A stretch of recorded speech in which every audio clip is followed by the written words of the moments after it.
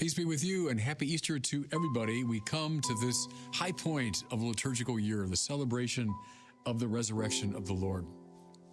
You know, probably a lot of you know that I've spent a lot of my life reading texts from philosophers and religious writers and spiritual writers, and Plato, Aristotle, Confucius, Cicero, Marcus Aurelius, Anselm, Aquinas, Kant, Hegel, all these people in the course of my studies I've read. And I love those texts. Ideas, arguments, fine inspirational notions. What all those figures have in common, I would say, ancient and modern, is a kind of, musing detachment as they're talking about these high ideas. They're in a philosophical, sort of calm frame of mind. A memory I have when I was a doctoral student in Paris many years ago, my favorite spot to go was right behind Notre Dame Cathedral along the Seine. And I would sit against the wall there, and I'd always bring a book with me and probably a baguette. And I would read one of these people, probably. I was reading some high philosopher or theologian. I'd look up at the beauty of Notre Dame Cathedral and a contemplative spirit and listening to these, calmly musing sages. Well, there's all that, and then there's the gospel.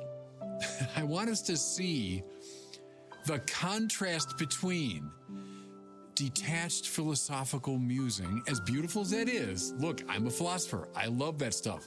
But there's a contrast between all of that and the Gospels. Gospel, Godspell.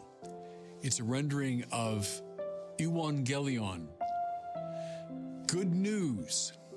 Good news. Now, Confucius, Aristotle, Plato, Aquinas, Anselm, okay, they're interesting and they're wonderful and they're full of deep ideas, but it's not exactly newsy. It's not text that you want to say, hey, let me tell you about this. Something happened. But then there's the Gospels. Yes, they've inspired philosophers, and yes, they've inspired spiritual teachers. All that's true. But at their heart, they're not abstracted philosophical musing. They're the urgent conveying of news. Something happened. Something happened, and I need you to know about it. Now, with that in mind, look at our first reading for today from one of Peter's speeches in the Acts of the Apostles. He begins this way. You know what happened all over Judea, beginning in Galilee with the baptism that John preached. So right away, he's not like Kant or Hegel or Aristotle. He's not dealing in philosophical abstractions. He's not trading in mythic narrative. He's saying, hey, did you hear what happened? Let me tell you about this Jesus, this person. And so the audience is meant to say, like, oh, yeah, I remember that. He goes on, how God anointed Jesus of Nazareth with the Holy Spirit and power. It's going to be about him, this guy, this Jesus, whom you've heard about. Maybe some of you heard him, maybe some of you saw him. I want to tell you about him. And then this man, God raised on the third day after our leaders put him to death. Wow, now that's a story. That he was a preacher and you heard about him, yeah, and our leaders put him to death. Well, sad end to the story, I guess. No. The story is just beginning. Because God raised him from the dead. We're not talking about myths here. We're not talking about vague abstractions. Oh, it's a story about the dying and rising of the crops. Come on. That's not what he's doing here. He's talking about this Jesus whom he knew, and maybe some of you heard about him and knew him, and something happened to him. And then, everyone, this line, which though I come across it every single Easter, takes my breath away. He says, he became visible to us who ate and drank with him after he rose from the dead. What? What are you talking about? So God raised him from the dead, and then he appeared to you not as a ghost or a hallucination or something.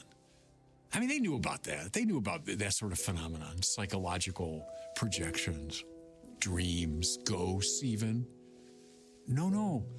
We who ate and drank with him after he rose from the dead. Something happened. Easter, the resurrection of Jesus from the dead. Now, with all that in mind, I wanted to use that as a preparation for our gospel, which is taken from St. John's account of the resurrection.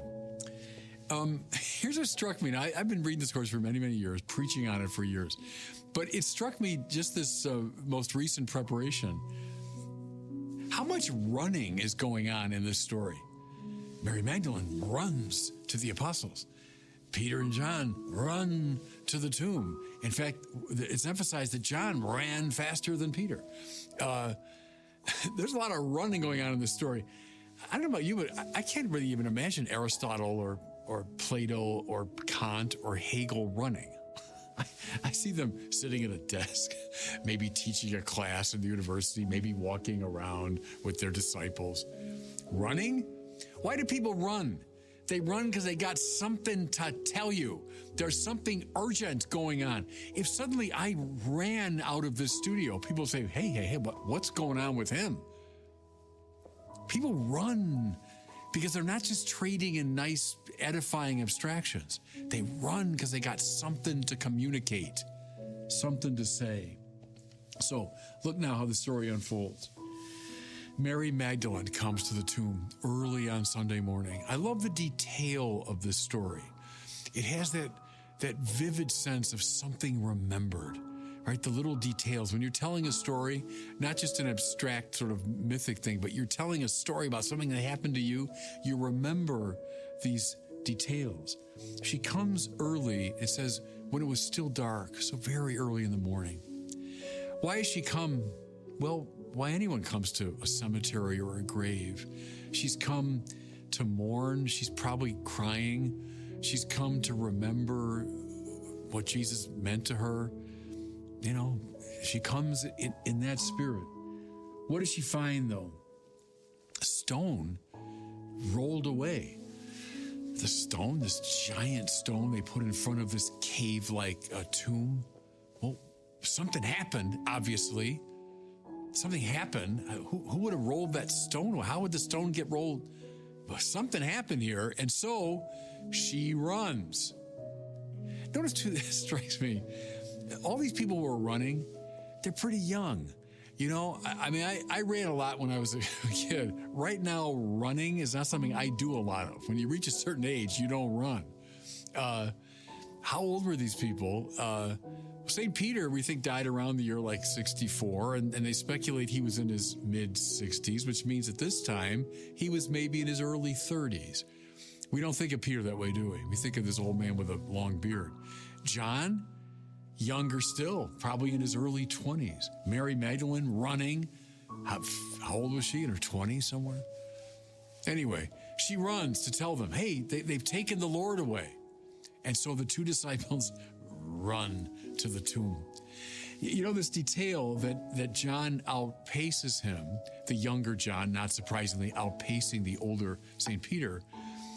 It's a detail that contributed to the conversion of Graham Greene, you know, the great English novelist, convert to the faith. And he said one of the things that contributed to it was this story, because his novelist's eye caught this fact that, well, why would they have remembered that? If they're trading in some myth or abstraction or some made-up story, they wouldn't have remembered. They wouldn't have put that in. They put that in because it was vividly remembered. They get to the tomb. John first, but he waits, and then Peter catches up to him. They look in. Now, Mary Magdalene noticed the stone rolled away, but now they look in. What do they see? Jesus is gone. The body is gone. But the burial cloths remain. And first of all, that's weird, because if the body had been stolen, why would they bother unwrapping him? wouldn't they have just picked them up and taken them? They want to get out of there as quickly as possible. Would they have meticulously unwrapped the body before stealing it? So that in itself is weird that the burial cloths are there. But secondly, they're neatly arranged, and the cloth that went around his head is rolled up neatly, it says, in its own place. First of all, notice the vivid remembrance, these little details. But you see what struck them as so strange. Let's say that the grave robbers took the burial cloths off.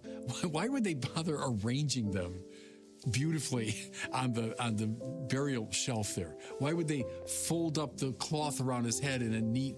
It doesn't make any sense. Something happened. Something very weird happened in this tomb. It says that John, when he looked in and he saw what I've just described, he believed. He believed.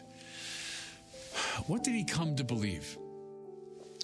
Not that someone had broken into the tomb. That was Mary Magdalene's assumption. They've taken the body of the Lord.